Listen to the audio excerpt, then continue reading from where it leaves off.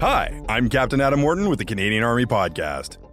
Being in charge of a brigade is a big job. You're responsible for thousands of troops and have to keep the whole thing running. It gets even harder when you're deploying internationally, which is happening now, as the Forward Land Forces Battle Group in Latvia expands to a brigade. Colonel Cédric Espirot is the Brigade Commander for 5 Canadian Mechanized Brigade Group and the first commander on the ground for the Forward Land Forces Brigade in Latvia. And he's going to tell us what it's like to prepare for this task. Welcome to the podcast, sir. Good morning. Nice to be here, Adam. So, pre-Ukraine invasion, I know I had a lot of conversations with people about this, and I know even some other people had some conversations about the concept. You think Russia is going to invade Ukraine? I was like, nah, it'll never happen. And then 24 hours later, it just happened. What if an adversary tries to push through your brigade? We'll be ready. I love it. But the important part of it, it's exactly that. Do not assume that will not happen. We have to plan for it and be ready for it. The great advantage that we have, however, it's that we are there. We are developing a plan there. The teams that will rehearse, will train on the ground that they might fight on. The plans that they will develop, the reconnaissance that they will conduct, the spots that they will go and define could be the spot that they will use to fight. So that's the tactical part. On the operational part, we will be integrated into the NATO plan. And that NATO plan is coordinated throughout the entire region. And that's important because it's not just a national intent. It's not just a Latvia, Canada. It's not just 11 other countries that are part of the team that will work in a small space. We will be part of a bigger thing. NATO, it's a big thing. NATO is a powerful organization, and we'll be part of it for that time. So we'll be ready. Wow, that's a great answer. I like that. So you've got 2 big jobs. You're setting up a brigade, and also somehow you're still running your brigade back home. Yeah, building a new brigade in theater is not something that happens often. So it's going to come with a lot of new challenges. It's building a new headquarters. It's building a new mission task. It's building infrastructure also at the same time and being part of a great team with the Latvian. And there's things going on still in Valkarti. Support on domestic operations. There's other missions that we need to support. We had a lot of involvement in Up Lumen recently, Up Helios. So there's 2 things going on. There's building up that brigade while continuing working with 5 CMBG and achieving all the mission tasks that we have back home. So I wanted to make sure that I have people close to me in order to be able to make the right call at the right time. So I selected people that had the right experiences around me. And then I also make sure that we have a strong headquarters that continues to work on the current issues back in Valkarti. So you're setting up this brigade. Is that the actual mission, or what is your mission in Latvia? The mission is to reinforce the deterrence part. So that's the first goal. It's going there, reinforce what's there already, support the Latvian plan, being part of NATO, and accomplishing our deterrence mission. That's my primary mission. The second part of it will be setting conditions for those that will follow us, making sure that the next brigade headquarters will go into a structure that will be completed and a structure that will work for them and everybody else that will follow us. So we are creating that structure. So we are making sure that we are making the right decision at the right time in order to make sure that the one that will follow us will not have to think about how do we establish ourselves, but mostly think about how do we fight that brigade. Right. And we're lucky here to have an actual brigade commander who is about to deploy. And we haven't talked a lot about the concept of battle procedure, which is doing all the stuff to get ready to do military stuff. And part of that is mission analysis, which is looking at this mission. It's like, this is my job. How do I pick this apart and approach the different chunks? So what came out as you went through that mission analysis? Do you identify any potential challenges or anything interesting as you were looking at this? Yeah, for the challenges part, it's Roto Zero. So there's things that we don't know that we don't know. And so we'll That's right, discover yeah. it throughout. So what I wanted to make sure, it's actually build a team that are building teams. And I don't want to be cheesy about that, but I need team builders. And when you have team builders, you can create those little teams that will find solutions. I like to say that staff officers that have friends have solutions. It's exactly what I'm trying to do. That's true. It's finding the right people that will make the right connections to find the right solutions at the right time. Once you have that, you can build on what's already there. Building on the success of Task Force Latvia and building on the success of the battle group already established and the Latvian brigade that are already there. So we'll use that to build the brigade and deploy all the resources that we need in theater. So maybe people can understand the scope of things also. What do we have on the ground right now, and what is that growing to in terms of numbers?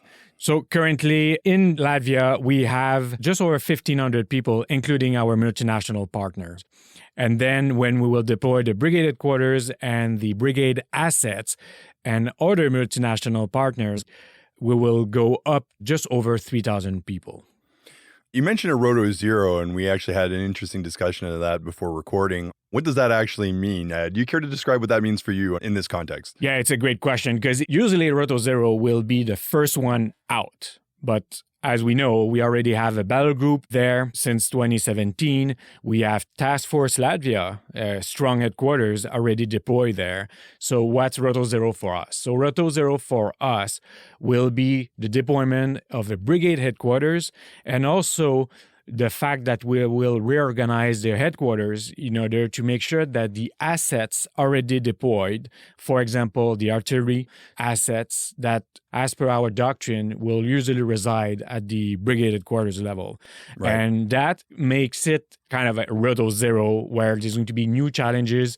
Headquarters and signals will bring new wires, new equipment, new communication equipment in order to create that headquarters and make sure that we can speak and communicate to everybody that are part of that brigade. So truly, you're getting not only new physical infrastructure and setting it up, but also you are designing command structures to manage the troops and what's happening there that don't currently exist. Exactly. So the way that we see it, so two things, infrastructure. So first part, we are bringing an extra 600 to 1,000 people, depending on where it's going to be and when it's going to be. So that's the first part. As you know, Adage is already pretty crowded, and we want to make sure that we are not overcrowding that camp that will be essential for us in the next few years. So we are building on Adage, so a new infrastructure. There is new accommodations being built, and also we are building a new camp in Syria. That is west of Riga. And that will be a new camp that will be completed in October 2024, where we'll be able to set up the new headquarters there. So what's going to happen, and that's being part of Roto Zero, where we will start in Adage, and during our tour, we will move to Syria and establish the new headquarters there. That's a lot of moving parts, It is. and you've got a lot of people working on making that happen. How do you fit into the bigger picture of what's on the ground there? Yeah, one thing that we will have to change is when we're getting in, we're thinking about being a Canadian brigade, but we will not. We'd have to think about being a NATO brigade. As soon as the brigade headquarters deploys and gets in, we will feed directly under the NATO division, multinational division North. That's a Denmark-led headquarters in Adage. From there, we will also link up the planning cell in order to make sure that we fit in the NATO plan. So it's not just going to be a national plan. So as you know, the region, we have Estonia North, Latvia, and then Lithuania South. And we know that there is national plans, but now there is going to be a new NATO regional plan, and we will be part of that plan. So one of our first tasks will be to get in, link up with the planning teams and make sure that we develop a brigade plan, line up with the division plan, and line up to the core plan that is in Szczecin, Poland. So we will be able to fight all together if we need to. What's happening with the Canadian Battle Group on the ground right now? So the current Canadian Battle Group will continue to train with the Latvian Brigade up to September. And once they completed their training, their collective training there, they will join our brigade, the Forward Land Forces Brigade, and that will be the last piece for a full brigade. And then from there, we will be able to develop our main exercise in November. That will be the biggest brigade exercise that we will have done for many years. But that exercise will integrate all the new equipment that we will have brought forward into theater. So we've been talking about all these chunks, and it may be hard for somebody to conceive who doesn't have an understanding of what that looks like. Can you describe what 5CMBG is? What is that brigade? What does a brigade look like? Yeah, what's a brigade? So That's right. In Canada, what 5CMBG is, so it's 8 different units. Each unit is between 400 and 600 people. So we have 3 infantry battalions, we have 1 armored regiment, 1 engineer regiment, 1 artillery regiment, and 1 service battalion that will provide all the logistics to that brigade. And finally, we have the headquarters and signal that will provide the headquarters part, the staff officers, and also the connectivity to make sure that all those units speak to each other. The difference between a home brigade like CMBG and a deploy brigade is that when we deploy, what we are going to do, we will create battle groups. And a battle group is a basic block of a fighting army. So what we do, it's we task purposely build a unit. So it could be between 400 to 1,000 people, but we task purposely build it, and it could be armored-led or infantry-led. And then we will merge armored or infantry to that leading element. And then we'll add engineers, and we can add also other assets like artillery in order to reinforce that. But it's a small unit that is already mixed and ready to fight. In theater, in Latvia, it's what we have already. So we have the multinational Canadian Battle Group there. It's already built to fight. And then we will have other battle groups that will join us in order to accomplish our mission as part of the Forward Land Forces in Latvia.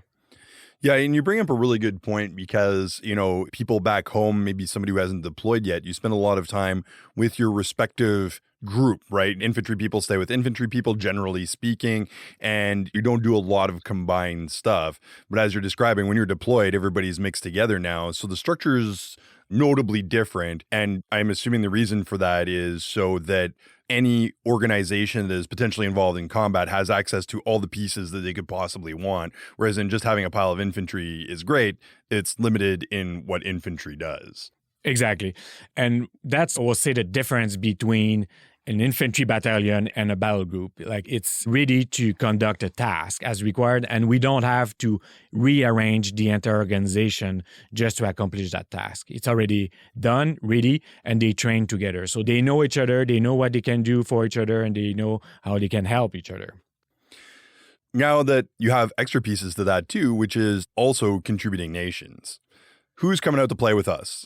So we already have many countries with us as part of the Forward Land Forces Battle Group. So that's the main contributors. We can say Italy is already there, or Spain is already there. But one of the main new contributor will be Denmark. Denmark will provide a full battle group as part of that brigade that will be there for 6 months and will join the team in August. However, as we know, Sweden joined NATO on March 7th, and we are extremely proud to say that they will join the Forward Land Forces Latvia starting in January. So their first deployment as a NATO partner will be part of the Forward Land Forces Latvia, and we are truly looking forward to work with Sweden in Latvia. How do you plan on dealing with integrating these new elements? Different countries have different ways of doing business. We have our doctrine. Sometimes there's a period of adaptation where we learn to speak a common language. What does that look like to you? one great thing about having a multinational headquarters is I will have a piece of all of those contributing nations within my headquarters. So that's going to help in the planning process to make sure that, if I can say that, translate the Canadian way to do things to their way to do things. But also on our side, we are making an effort to do the NATO way. There's not a big difference, but there's nuances that are important. For example, the orders format. We are used to our Canadian way to write things, but on the NATO part, they will just change the sequence a bit. But it's the way to do it, and we've done it through some of the training that we've done, some of the exercise, force ourselves to speak NATO. It's not because I'm using one mission task that's clear for every Canadians here that is the same thing for Denmark or Spain or other countries that will be part of our team. So we have a part to do in that, making sure that we speak NATO, but also integrating every main element within our headquarters to make sure that our orders reflect their reality and they understand exactly what we are trying to achieve. And so now also we have that capacity to learn from other NATO nations who do things similar to us, but not exactly the same. So we have a chance to learn from maybe how they do things, but also they learn from us. Yeah, for example, we are bringing forward a new communication system to share information called SitAware, and that will mostly use at the Brigade headquarters, but also at the Bell Group's headquarters. Denmark has been using that program for years. We started using it during our training exercises, and we learned a lot from Denmark, and that makes us better. Well, it's interesting because we've been trying to think of ways to discuss the concept of better decision making and doing planning, and then having tools or software in this case or whatever that helps you minimize the timeline to plan and help organize and coordinate information to be able to go faster from the planning stage to the execution stage, I would guess. It's not just faster. The quality is there now. Right. It's not PowerPoint based as we all seen, building a PowerPoint and then shredding that PowerPoint as soon as decision is made. That's right. So what's going to happen is as soon as the decision is made, the exact control measures, for example, will be transferred to the ops side. So there's no single-use products anymore.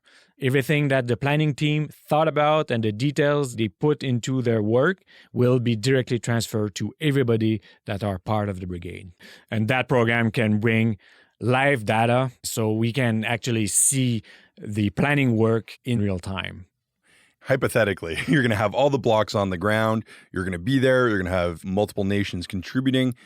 What's going to happen while you're there? What are you going to do other than constructing those structures and maybe doing some planning? What's the day-to-day for an average soldier? There's a lot of new equipment being pushed forward. And one thing that we wanted to make sure that the new equipment is well integrated. So we'll make sure that the troops have time to use that new equipment to make sure that they understand what's the impact of it and find a good way to use it. We experienced it before in Wainwright with TAX, the system where we gave it to 12 RBC, where they used the equipment. They actually, after a few weeks, they were better than the technician that developed that system. And it's what we want to do in Latvia. So as soon as we have new equipment, we'll give time to the troops to train on it, experience it, and test it, and see what they can do with it and be better at it. So on the day-to-day basis, troops will not just be involved in training as collective training, but also experiencing new equipment that will be pushed forward. And they'll be doing exercises as well, I would guess. What's that going to look like? Exactly. So after they've done their individual training, test the equipment, we will do collective training. So collective training will be done at the battle group level, and then NATO exercise will be pushed on us. Could be just the headquarters that will conduct the exercise, and sometimes it will be a field exercise where the headquarters will also deploy with the troops and will conduct the exercise all together. So many training exercise that will enhance our techniques and firefighting skills, but also exercise that will practice and confirm that way that we speak and work with every nation deployed with us. So we have all these larger scale training opportunities. And from that, I'm assuming there's going to be some really cool stuff happening in terms of training. That's the beauty of being part of that NATO plan, because there's going to be new training opportunities that we'll seize. There's people that deployed in Latvia before that train in Adage for most of the tour. But what we're going to do is we'll find opportunities to train with flanking units. If there's an opportunity to go train in Estonia, we will seize it. And we'll send troops there and train with Estonian troops. But also, it's not just training. If I push a company there, I will give them time to visit Estonia. It's the new way to do things while we are in Europe. Let's see it. Let's see more than Adage. Let's see more than Riga. Let's give the opportunity to the troops that are deploying to go see those beautiful countries that are Estonia, Lithuania, Poland, if we can, but at least seize regional opportunities to train, but also to experience Europe and see it while you're there. So for sure right now, somebody's holding their phone yelling, "What new equipment? Tell me about the new equipment." So you want to tell us about that?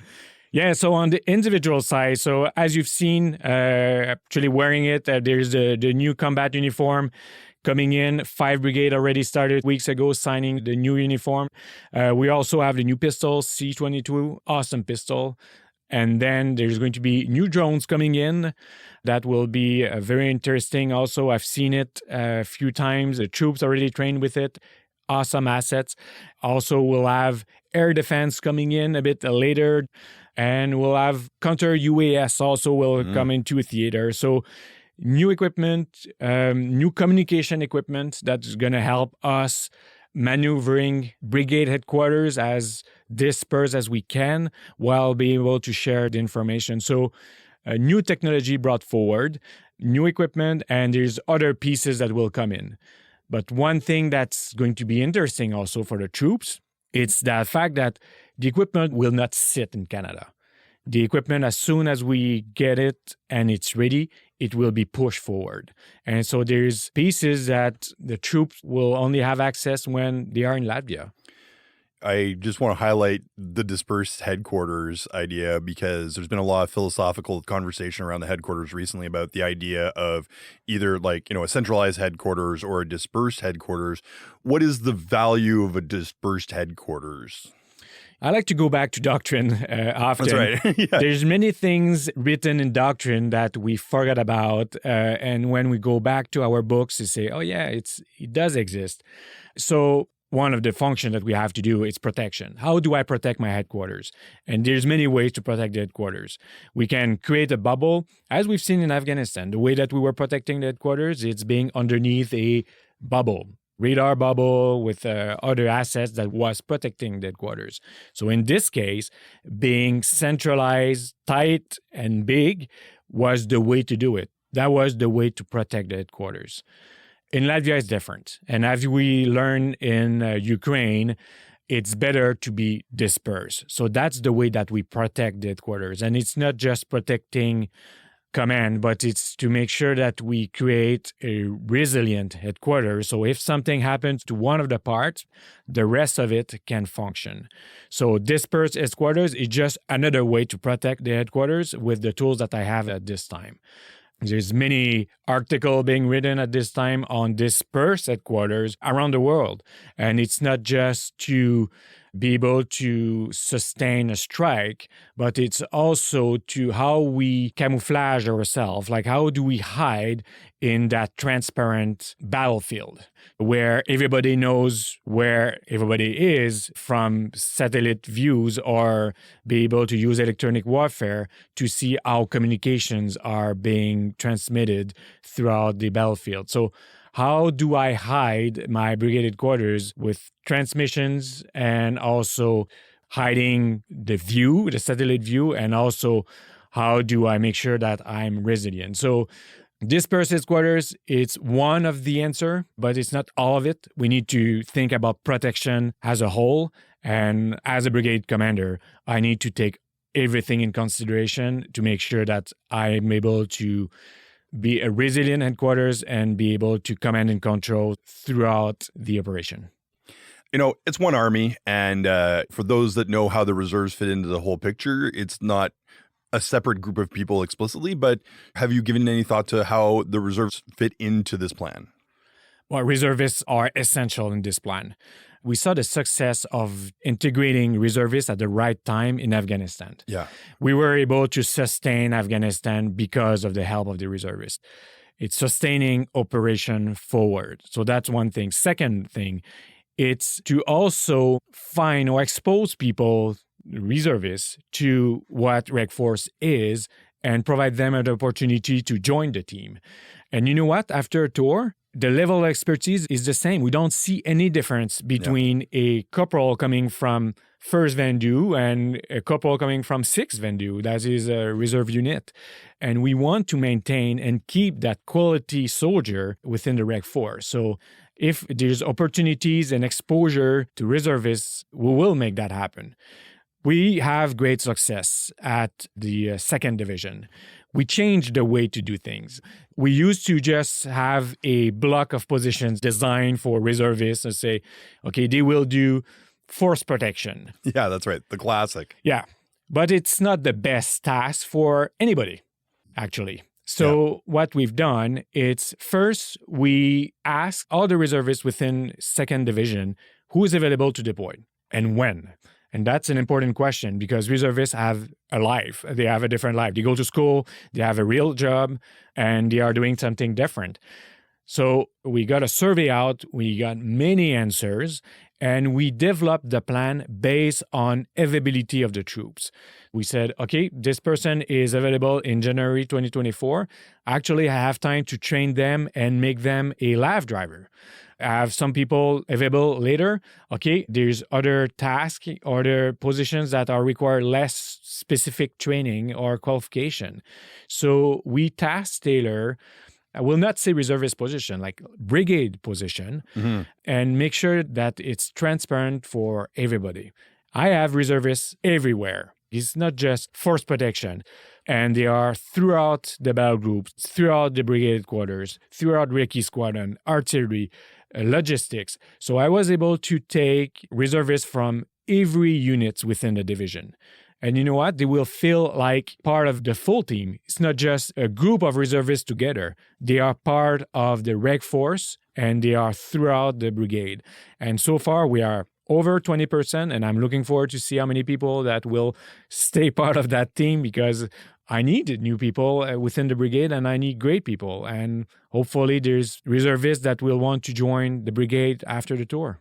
I'll confirm, by the way, because I looked at the task brick just out of curiosity to see what they were at. And it's about 1,600 positions right now with about 400 reservists filling those positions. So it's a real thing. Like the number there is notable. That's what I'll say. And again, we have to do it now. Like it's not, let's wait that we need people. That's right. We have to do it now and we have to do it properly also.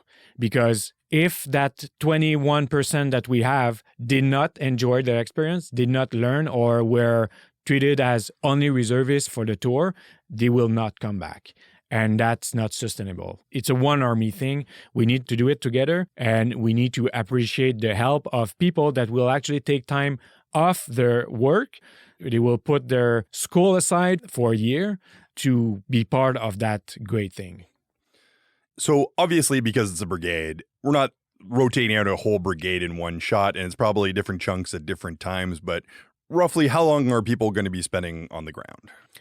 Roughly, people will spend 6 months on the ground. It's going to be a normal tour, what we've seen before, and there's few key positions that will be there for 1 year. For example, myself, my sergeant major, and my chief of staff will be there for 1 year. However, bulk of the troop will be there for 6 months. The first battle group will be there from June to December from 2 Vendu from Valcartier, and then will be replaced by assets from 1 brigade. Then in June of 2025, the entire brigade will be replaced by personnel from 2 brigade from Petawawa. So it's just kind of like a stew. You got some stuff, it's going in. You got some other stuff, you're taking it out. It's kind of rolling. A little bit of everything happening at the same time. Exactly. Throughout this whole thing, we've been talking a lot about technical stuff and kind of how all the pieces come together. I would assume at your level, you know, there's a lot of moving parts and all of that, and different people lead in different ways. How would you describe your command philosophy when you're approaching these problems? It's a good, it's a good question. When I went in 5 Brigade, I had that same thought or same reflection as any new commander coming to theater. However, commanding 5 Brigade is one thing, but commanding a multinational brigade, it's another thing. However, there's a concept that are important to me that I'm keeping and I'm bringing forward with me, if I can say that. It's making sure that the troops that are working with us are expert on everything that they are doing. Making sure that my tankers are the expert in tanks, that the infantry are the experts in infantry. And sometimes we believe it's obvious, but it's not, because we don't give them time to do that. And I want to make sure that I give them time to do that, to be the expert into their own trade. Once we do that, we make sure that they fit with each other and they are able to fight together.